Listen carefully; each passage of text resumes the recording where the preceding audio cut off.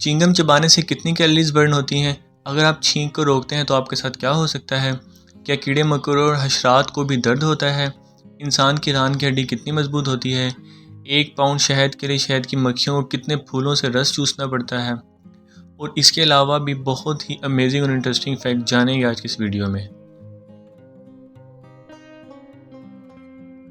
Fact number 1، 1 گھنٹہ چنگم چبانے سے تقریباً 11 کیلریز برن ہوتی ہیں۔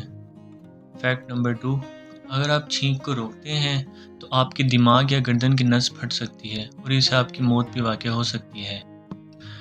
فیکٹ نمبر 3، کہا جاتا ہے کہ کیڑے مکوڑوں اور حشرات کو درد نہیں ہوتا۔ وہ لوگ جو کیڑے مکوڑوں اور حشرات کی اسٹڈی کرتے ہیں ان کے انٹومولوجسٹ کہتے ہیں۔ ان کے مطابق کیڑے مکوڑوں یعنی انسیکٹس کے پاس پین محسوس کرنے والے ریسیپٹرز ہی نہیں ہوتے۔ اب سوال یہ ہوتا ہے کہ ریسیپٹرز کیا ہوتا ہے؟ ریسیپٹر ایسا سیل یا مولیکیول ہوتا ہے جو ہمارے جسم پر یا جسم کے اندر موجود ہو سکتا ہے۔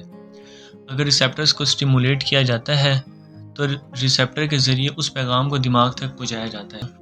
دماغ میں اس پیغام یعنی انفارمیشن کو سمجھا جاتا ہے اور دماغ اس پیغام کے مطابق ہمارے جسم کو تیار کرتا ہے۔ اس کو ایک مثال سے آسانی سے سمجھتے ہیں۔ اگر آپ کسی گرم چیز کو چھوتے ہیں تو ہمارے ہاتھ کے اسکن پر موجود ریسیپٹرز اس گرمائش کو محسوس کرتے ہیں اور وہ ریسیپٹرز اس پیغام کو نیورون کے ذریعے ہمارے دماغ تک پہنچاتے ہیں۔ ہمارا دماغ اس پیغام کو سمجھتا ہے اور پھر جواب کے طور پر ایک پیغام نیورون کے ذریعے ہی ہمارے ہاتھ کو بھیجتا ہے تو ہم ہاتھ فوراً گرم چیز سے ہٹا لیتے ہیں۔ اس مکمل عمل میں سیکنڈ یا اس سے بھی کم ٹائم لگتا ہے۔ اسی طرح ہم بہت سی نئی چیزوں کو چکھتے ہیں اور ڈیفرنٹ طرح کا ٹیسٹ محسوس کرتے ہیں۔ یہ سب کچھ ہماری زبان پر موجود ٹیسٹ ریسیپٹرز کی وجہ سے ہوتا ہے۔ اگر یہ ٹیسٹ ریسیپٹرز ختم ہو جائیں تو ہمیں کوئی ذائقہ بھی محسوس نہیں ہوگا۔ فیکٹ نمبر 4، انسان کی ران کی ہڈی کنکریٹ سے بھی زیادہ اسٹرانگ ہوتی ہے۔ یہ اتنی مضبوط ہوتی ہے کہ جتنا کہ اسٹیل، لیکن یہ اسٹیل سے 50 گنا ہلکی ہوتی ہے۔ یہ ہمارے جسم کی سب سے مضبوط اور سب سے لمبی ہڈی ہوتی ہے۔ فیکٹ نمبر 5، کان اور ناک ساری زندگی بڑھتے رہتے ہیں۔ در حقیقت یہ اصل گروتھ نہیں ہوتی بلکہ ایسا گریوٹی کی وجہ سے ہوتا ہے۔ ناک اور کان کا زیادہ تر حصہ کارٹیلیجز یعنی جس کو ہم عام زبان میں نرم ہڈی کہتے ہیں اس پر مشتمل ہوتا ہے۔ جیسے جیسے عمر بڑھتی ہے تو یہ کارٹیلیجز ٹوٹتے ہیں اور ڈیوائیڈ ہوتے ہیں۔ ناک اور کان لٹک جاتے ہیں اور ایسا لگتا ہے کہ ان کا سائز بڑھ گیا ہے۔ اس کے برعکس ہمارے جسم کے تمام اعضاء وقت گزرنے کے ساتھ ساتھ سکڑتے ہیں اور ان کا سائز کم ہو جاتا ہے۔ آپ اپنی زندگی میں اتنا لعاب یعنی سلائیوا پیدا کر سکتے ہیں اور اس سے 2 سوئمنگ پول بھر سکتے ہیں۔ فیکٹ نمبر 7، آپ صبح کو شام کے مقابلے میں 1% چھوٹے دکھائی دیتے ہیں۔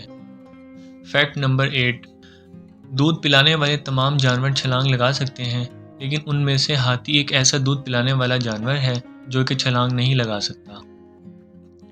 فیکٹ نمبر 9، گھر میں موجود گرد کے ذرات میں زیادہ تر ہماری باڈی کے مرے ہوئے سیل شامل ہوتے ہیں۔ ایک دن میں ہماری باڈی کے تقریباً 50 بلین سے بھی زیادہ سیلز مرتے ہیں۔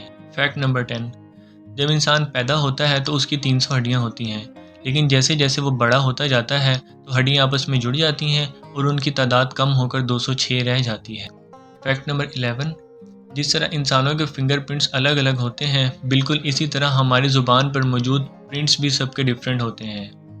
فیکٹ نمبر 12، کاکروچ یعنی لال بیگ سر کے بغیر بھی ہفتوں تک زندہ رہ سکتا ہے کیونکہ کاکروچ کا دماغ سر کی بجائے اس کے جسم میں ہوتا ہے اور یہ زیادہ تر خوراک کی کمی کی وجہ سے ہی مرتا ہے۔